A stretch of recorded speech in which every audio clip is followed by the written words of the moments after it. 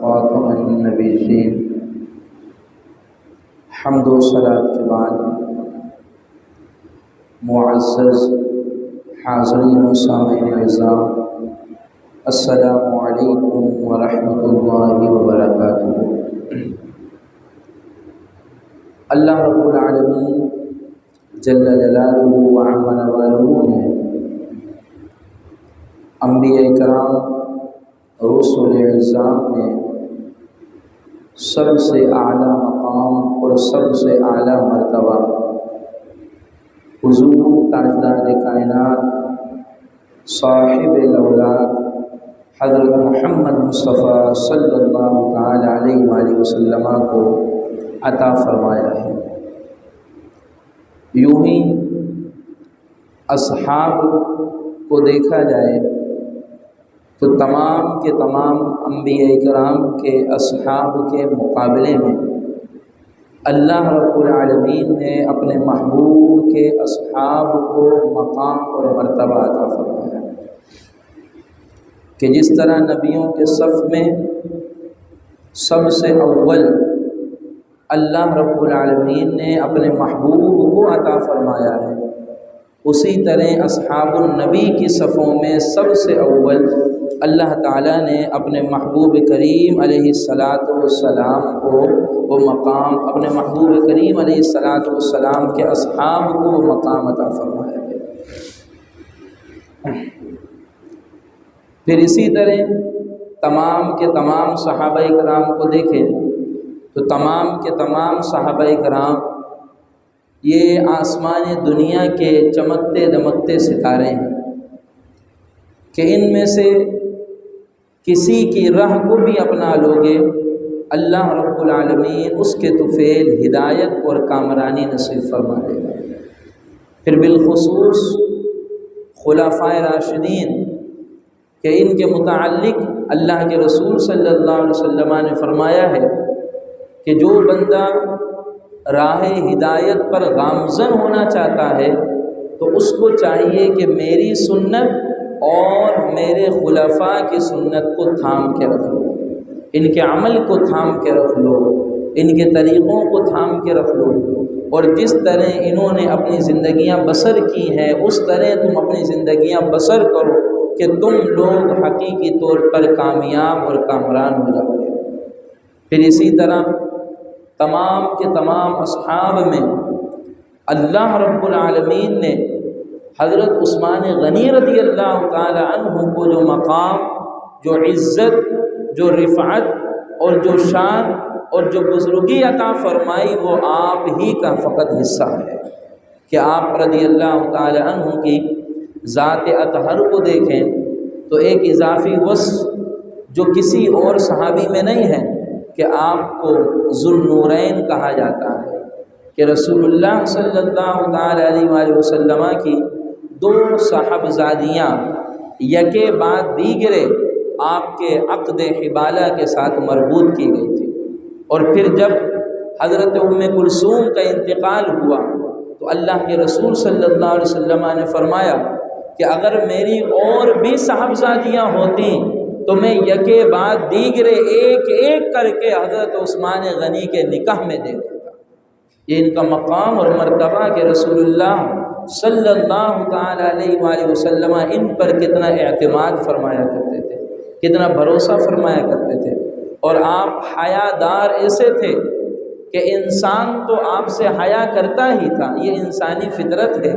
کہ جب سامنے والا حیادار ہوتا ہے، جب سامنے والا شرم کا پیکر ہوتا ہے تو انسان خود بخود اس سے حیا کرتا ہے، اس کو بھی اس سے شرم آتی ہے، یہ انسانی فطرت ہے۔ تو آپ ایسے حیادار تھے اور ایسے شرم کے پیکر تھے کہ آپ سے فقط انسان ہی حیا نہیں کرتے تھے بلکہ ملائکہ یعنی فرشتے بھی آپ سے حیا فرماتے تھے۔ حضرت اماں عائشہ صدیقہ طیبہ طاہرہ رضی اللہ تعالی عنہ بیان فرماتی ہیں کہ کان رسول اللہ صلی اللہ علیہ وسلم مضطجعا فی بیتہ، کہ اللہ کے رسول صلی اللہ تعالی علیہ وآلہ وسلم کاشان اقدس میں اپنے گھر میں آپ بے تکلفی سے بیٹھے ہوئے تھے، اور حالت یہ تھی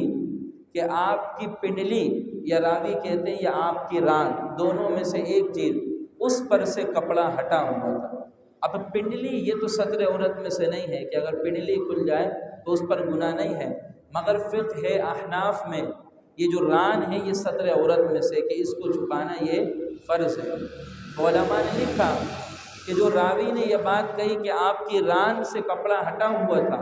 تو اس سے مراد یہ نہیں ہے کہ آپ کی ران ننگی تھی، بلکہ مراد یہ ہے کہ تہبند آپ نے پہنا ہوا تھا، یہ کپڑا اوپر کی قمیص اس پر سے ہٹی ہوئی تھی۔ تو یہ بے تکلفی کی علامت ہوتی ہے۔ جب انسان کہیں تکلف کے ساتھ بیٹھتا ہے تو اپنے کپڑے وپڑے بالکل درست کر کے بیٹھتا ہے، اور جب کپڑے وپڑے آگے پیچھے ہوتے ہیں تو یہ اس بات کی علامت ہے یہ بے تکلفی سے بیٹھا ہوا ہے۔ تو حضرت اماں عائشہ صدیقہ رضی اللہ تعالیٰ عنہ یہی فرماتی ہیں کہ حضور علیہ الصلاۃ والسلام اس طرح بے تکلفی سے بیٹھے ہوئے تھے۔ فرماتی ہیں کہ حضرت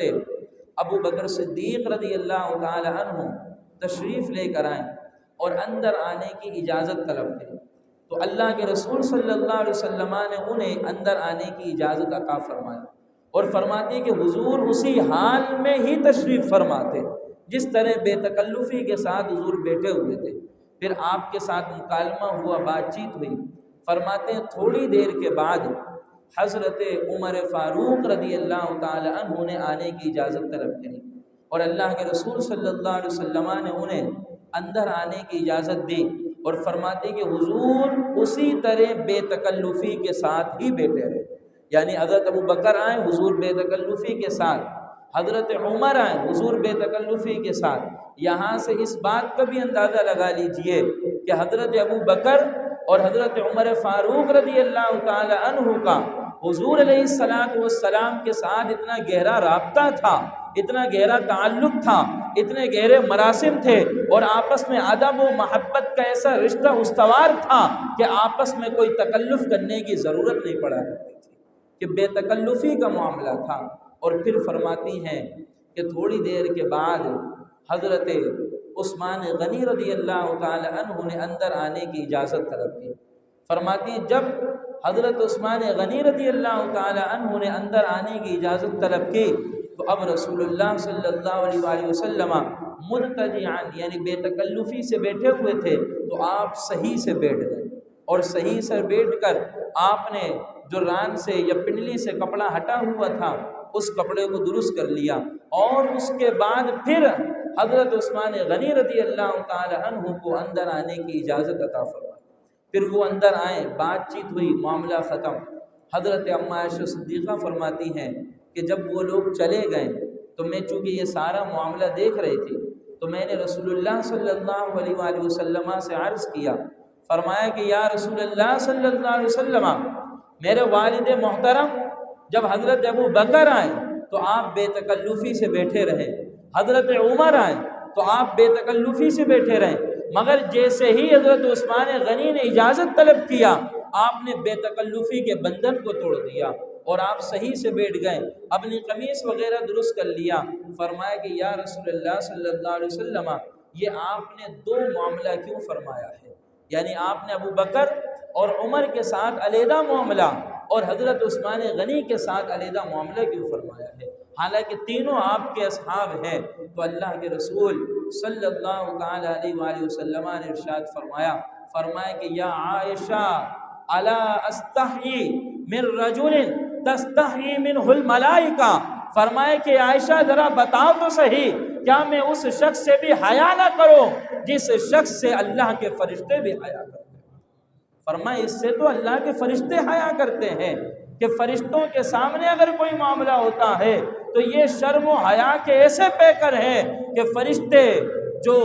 ہماری طرح مٹی سے نہیں پیدا ہوئے، وہ تو اللہ رب العالمین کی نوری مخلوق ہیں، وہ مکلف بھی ہماری طرح نہیں ہے، ان پر احکامات بھی ہماری طرح نہیں آتے، مگر اس کے باوجود وہ فرشتے اس شخص سے حیا کرتے ہیں۔ تو اے عائشہ میں تو پھر زیادہ حقدار ہوں اس بات کا کہ میں اس سے حیا کروں۔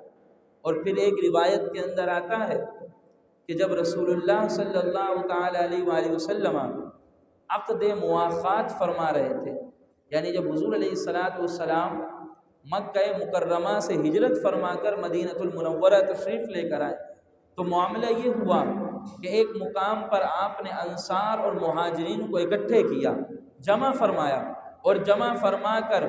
ایک مہاجر کو ایک انصار کا بھائی بنا دیا۔ تو اس کو عقد مواخات کہا جاتا ہے کہ مواخات بھائی چارگی کو کہتے ہیں، اور عقد آپس میں بندھن کو کہتے ہیں، گرہ کو کہتے ہیں۔ تو جب بھائی چارگی کا نظام رسول اللہ صلی اللہ علیہ وسلم نے قائم فرمایا تو جس محفل میں عقد مواخات ہو رہا تھا اس محفل کو اللہ رب العالمین کے رحمت کے فرشتوں نے ڈھانپا ہوا تھا، اس کو گھیرا ہوا تھا۔ اب بظاہر ہر ایک کی آنکھوں میں تو وہ کمال نہیں ہے کہ اس کی حقیقت کو دیکھ سکے، مگر رسول اللہ صلی اللہ علیہ وسلم کی آنکھوں میں تو رب ذوالجلال نے کمال ہی کمال عطا فرمایا ہے۔ تھوڑی دیر کے بعد وہ رحمت کے فرشتے چھٹنا شروع ہو گئے، علیحدہ ہونا شروع ہو گئے۔ رسول اللہ صلی اللہ تعالی علیہ وآلہ وسلم نے رحمت کے فرشتوں کو خطاب کیا اور پوچھا کہ ابھی تو عقد مواخات کا معاملہ چل ہی رہا ہے اور میں بھی خود یہاں موجود ہوں، میرے اصحاب بھی یہاں موجود ہیں، کیا معاملہ ہو گیا کہ تم یہاں سے چھٹنا شروع ہو گئے ہو؟ کیا معاملہ ہو گیا کہ تم یہاں سے دور ہونا شروع ہو گئے ہو؟ تو ملائکہ نے کہا کہ یا رسول اللہ صلی اللہ علیہ وسلم، یہاں بیٹھنے والوں میں حضرت عثمان غنی بھی موجود ہیں، اور حضرت عثمان غنی رضی اللہ تعالی عنہ کے سینے سے تھوڑی سی چادر ہٹ گئی ہے، تھوڑی سی قمیص ہٹ گئی ہے، فرمایا یہ ایسے شرم و حیا کے پیکر ہے کہ ہم ان کی شرم کی وجہ سے ان کے سینے کو ننگا دیکھ نہیں سکتے، اس شرم کی وجہ سے، اس حیا کی وجہ سے ہم یہاں سے دور ہو رہے ہیں۔ اور ایک روایت کے اندر آتا ہے کہ رسول اللہ صلی اللہ تعالی علیہ وآلہ وسلم نے اللہ رب العالمین کی بارگاہ میں دعا کیا، فرمایا کہ یا اللہ، میدان محشر قائم ہوگا، تو سوال کرے گا، تیرے بندے جواب دیں گے، وہ اپنے اعمال کے متعلق تیری بارگاہ میں جواب دے ہوں گے۔ فرمایا میرے مولا، جب باری اور نمبر میرے عثمان کا آئے تو میرے مولا، میرا عثمان وہ انتہائی طور پر شرم و حیا کا پیکر ہے، فرمایا وہ انتہائی طور پر شرمیلا ہے، میرے مولا تیری بارگاہ میں محمد عربی دعا کرتا ہے کہ جب عثمان کے سوال جواب کی باری آئی تو وہ اتنا شرم و حیا کا پیکر ہے کہ تیری بارگاہ میں جواب نہیں دے سکے گا، تو میری دعا کو قبول کرتے ہوئے بغیر حساب و کتاب کے اسے جنت عطا فرما دے۔ اور پھر اللہ کے رسول صلی اللہ تعالی علیہ وآلہ وسلم کی دعا قبول کی گئی ہے۔ اسی لیے علماء اعظام فرماتے ہیں کہ جب سوال و جواب کی فہرست قائم ہوگی، حضرت ابو بکر بھی آئیں گے، حضرت عمر بھی آئیں گے، مگر حضرت عمر کے بعد پھر حضرت علی المرتضیٰ کا نمبر آ جائے گا کہ حضرت عثمان غنی رضی اللہ تعالی عنہ دعائے رسول سے اس چیز سے ہٹا دیے گئے ہیں کہ بغیر حساب و کتاب کے، بغیر سوال و جواب کے، کہ شرم و حیا کی وجہ سے وہ اپنے رب کے حضور حاضر بھی نہیں ہو سکیں گے، ادب کے طور پر وہ اپنے رب کے حضور حاضر بھی نہیں ہو سکیں گے۔ پھر اسی طرح حضرت عثمان غنی رضی اللہ تعالی عنہ کے دیگر معاملات کو دیکھیے تو غزوہ تبوک یہ خاص طور پر وہ غزوہ تھا کہ اس موقع پر مسلمانوں کے پاس تعداد بہت تھی مگر مال ان کے پاس موجود نہیں تھا، آلات حرب موجود نہیں تھے، تعداد مسلمانوں کی بہت زیادہ ہے، لکھنے والوں نے 70,000 تک کی تعداد لکھی ہے کہ اس وقت صحابہ اکرام کی اتنی تعداد تھی، اور غزوہ تبوک ایک لمبا سفر، اس لمبے سفر کے لیے اب مال کی حاجت ہے کہ لوگ تعاون کریں۔ اللہ کے رسول صلی اللہ تعالی علیہ وآلہ وسلم نے منبر رسول پر کھڑے ہو کر اعلان فرمایا، اور جس کو ہم آج کی زبان میں چندے کی اپیل کہتے ہیں، رسول اللہ صلی اللہ تعالی علیہ وآلہ وسلم نے اپنے اصحاب سے اسی طرح کا معاملہ فرمایا۔ فرمایا ہے کوئی اللہ کی بارگاہ میں اپنے مال کو خرچ کرنے والا کہ راہ خدا میں نکلنے کا وقت ہے اور افرادی قوت موجود ہے، مگر اللہ رب العالمین کے دین کے لیے تمہارے مال کی ضرورت ہے۔ حضرت عثمان غنی رضی اللہ تعالیٰ عنہ کھڑے ہوئے اور ایک ہی اپیل پر فرمایا کہ یا رسول اللہ صلی اللہ تعالیٰ علیہ وسلم، میں 100 اونٹ ساز و سامان کے ساتھ اللہ کی راہ میں خرچ کر رہا ہوں،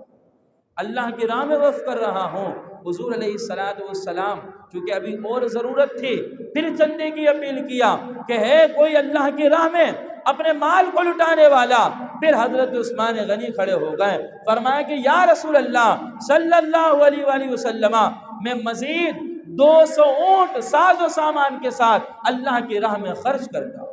پھر رسول اللہ صلی اللہ علیہ وسلم نے تیسری مرتبہ چندے کی اپیل کیا کہ ابھی اور مال کی ضرورت ہے۔ پھر صحابہ اکرام کو خطاب کیا اور ضرورت کا اظہار کیا۔ ابھی کوئی اور صحابی کا نمبر نہیں آیا تھا کہ کوئی اور صحابی کھڑا ہوتا، کوئی اور بات کہتا، کوئی اور آگے کرتا۔ فوراً حضرت عثمان غنی پھر کھڑے ہو گئے، فرمایا کہ یا رسول اللہ صلی اللہ علیہ وآلہ وسلم، جب مال کی اور ضرورت ہے، فرمایا میں اب 300 اونٹ ساز و سامان کے ساتھ اللہ کی راہ میں خرچ کر رہا ہوں، اللہ کی راہ میں وقف کر رہا ہوں۔ تو پہلے 100 کا اعلان، پھر 200 کا اعلان، پھر 300 کا اعلان، یہ ٹوٹل ملا کر 600 کا اعلان ہوا تھا۔ آپ یہ اندازہ لگا لیجئے، یہ اس وقت کے اعتبار سے یہ بہت زیادہ ساز و سامان تھا، بہت زیادہ مالیت تھی۔ حضرت عثمان غنی رضی اللہ تعالی عنہ نے یہ بھی سمجھا دیا کہ جب اللہ کے دین کے لیے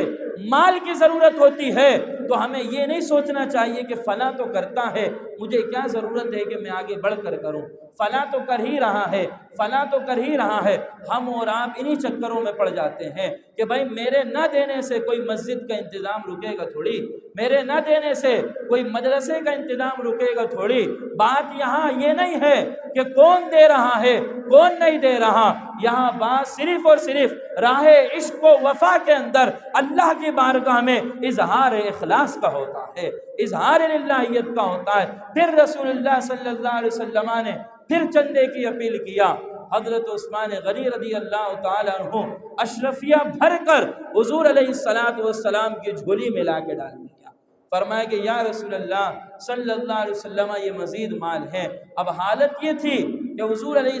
السلام کی جھولی میں اشرفیاں تھیں اور حضور علیہ السلام اس اشرفیوں کو دونوں ہاتھ سے اٹھا کر رکھ رہے تھے اور ارشاد فرما رہے تھے کہ عثمان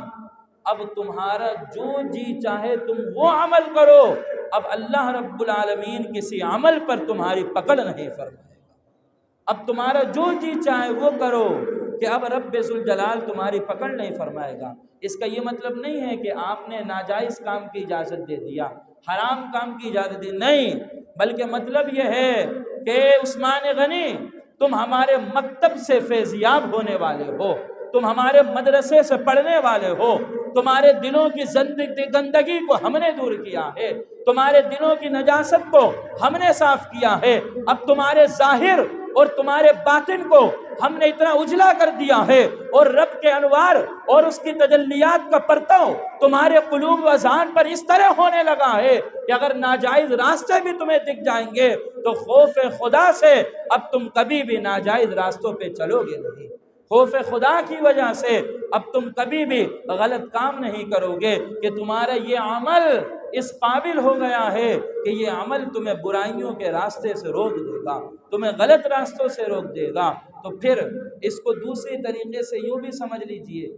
کہ آپ کے پاس کوئی پرندہ ہو اور پر نکلا ہوا ہو اور آپ اس کو چھوڑ دیں اور کہیں کہ اڑ جا، تو پر تو چونکہ اس کے پاس ہے تو وہ تو اڑ جائے گا، لیکن آپ کسی پرندے کو پکڑیں اور اس کے پر کو کاٹ دیں اور پر کاٹ کر پرندوں کو چھوڑ دیں اور بولیں اڑ جا، تو وہ جتنی بھی کوشش کر لے وہ اڑ نہیں سکتا ہے۔ تو یہی معاملہ اصحاب رسول کا بھی تھا کہ اصحاب رسول جب حضور کی بارگاہ میں آتے تھے تو خواہشات کے پروں کو حضور کاٹ دیا کرتے تھے، ناجائز تمناؤں کے پروں کو حضور کاٹ دیا کرتے تھے، غلط تمناؤں اور آرزوؤں کے پروں کو حضور کاٹ دیا کرتے تھے، اور پھر حضور کہتے تھے اب جو جی چاہے کرو، تو اب چونکہ پر ہے ہی نہیں تو کوئی ناجائز کام ہوتا ہی نہیں تھا، کوئی غلط کام ہوتا ہی نہیں تھا۔ تو حضرت عثمان غنی رضی اللہ تعالی عنہ کا بھی یہی معاملہ تھا۔ پھر آپ دیکھیے حضرت عثمان غنی رضی اللہ تعالی عنہ کی عظمت اور مقام کی طرف جائیں تو آپ دیکھیے شہیدان اسلام تاریخ اسلام میں بہت ہوئے ہیں، بہت لوگ اپنی جانوں کا نذرانہ پیش کیا ہے، بہت سے لوگوں نے اپنی گردنوں کا نذرانہ پیش کیا ہے، اور میدان جہاد میں کسی کا خون احد کے پہاڑوں پر گرا ہے، کسی کا خون بدر کی گھاٹیوں میں گرا ہے، کسی کا خون طائف کی گلیوں میں گرا ہے، مگر یہ عظمت عثمان ہے کہ جب آپ کے شہادت کی باری آئی تو آپ کا خون کسی زمین پر نہیں، آپ کا خون کلام خدا پر گرا ہے، رب ذوالجلال کے قرآن پر گرا ہے۔ اور یہ بات بھی یاد رکھیے گا کہ جب میدان محشر قائم ہوگا، جس جگہ پر جس کا خون گرا ہے وہ جگہ رب کے حضور آئے گی، اور رب کے حضور آ کر شہادت دے گی اور گواہی دے گی، میرے مولا اس نے تیری بارگاہ میں اپنی جان کا نذرانہ پیش کیا ہے، اور اس کے جسم سے گرے ہوئے قطروں کو میں نے اپنے سینوں کے اندر سمو لیا ہے، اور میں تیری بارگاہ میں آ کر شہادت دیتا ہوں کہ یہ بندہ فقط تیری رضا کے لیے مرتبہ شہادت پر فائز ہو گیا ہے۔ تو کسی شہید کی شہادت کی گواہی وہ میدان احد دے گا، کسی شہید کی شہادت کی گواہی وہ طائف کی گلیاں دیں گے، کسی شہید کی شہادت کی گواہی وہ میدان بدر دے گا، مگر قربان جائیے حضرت عثمان غنی کی شہادت پر کہ آپ کی شہادت کی گواہی وہ اللہ رب العالمین کا قرآن دے گا، کہ وہ قرآن آ کر کہے گا میرے مولا یہ عثمان غنی فقط تیری رضا کے لیے، فقط اخلاص کے لیے، للہیت کے لیے تیرے حضور مرتبہ شہادت پر فائز ہوا تھا۔ پھر علماء نے لکھا ہے کہ جو بندہ جو عمل کرتے ہوئے اس دنیا سے رخصت ہوتا ہے میدان محشر میں، وہی عمل کرتے ہوئے بندہ میدان محشر میں جمع بھی ہوگا۔ تو کوئی بندہ سو کر اٹھے گا کہ سوتے ہوئے میں مرا ہے، کوئی بندہ لڑتے ہوئے اٹھے گا کہ میدان جہاد میں مرتبہ شہادت پر فائز ہوا ہے، کوئی کچھ کرتے ہوئے آئے گا، کوئی کچھ کرتے ہوئے آئے گا، مگر حضرت عثمان غنی رضی اللہ تعالیٰ عنہ کی عظمت اور مقام اور رفعت کا یہ عالم ہے کہ بندہ جو بھی کرتا ہوا آئے گا، مگر عثمان غنی اللہ کا کلام پڑھتے ہوئے میدان محشر میں آئے گا، کہ کلام خداوندی پڑھتے ہوئے، تلاوت قرآن کرتے ہوئے آپ مرتبہ شہادت پر فائز ہوئے تھے۔ تو ہم میں سے ہر شخص کوشش کرے کہ اپنی زندگیوں کے سانچوں کو حضرت عثمان غنی رضی اللہ تعالی عنہ کی سیرت کے سانچے میں ڈالے، اور جس طرح وہ اخلاص کے پیکر تھے، شرم و حیا کے پیکر تھے، للہیت ان کے قلوب و اذہان کے اندر تھی، رسول اللہ صلی اللہ علیہ وسلم سے محبت ان کے دلوں کے اندر پیوست تھا، ہم اور آپ کوشش کریں کہ ہم بھی اپنی زندگیوں کو ان کی زندگیوں کی طرح بنائیں، ہم بھی اخلاص و للہیت کے اس مقام کے تک پہنچنے کی کوشش کریں جس مقام پر سیدنا عثمان غنی فائز تھے۔ ہمارے دلوں کے اندر بھی عشق رسول، محبت رسول، ادب رسول اور تعظیم رسول اور توقیر رسول کی وہ چنگاری پیدا ہو جو چنگاری اللہ رب العالمین نے حضرت عثمان غنی رضی اللہ تعالی عنہ کے دلوں کے اندر پیدا کیا تھا۔ ہم اور آپ کوشش کریں، پوری کرنے والی ذات رب ذوالجلال کی ہے، وما علیہ الا البلاغ۔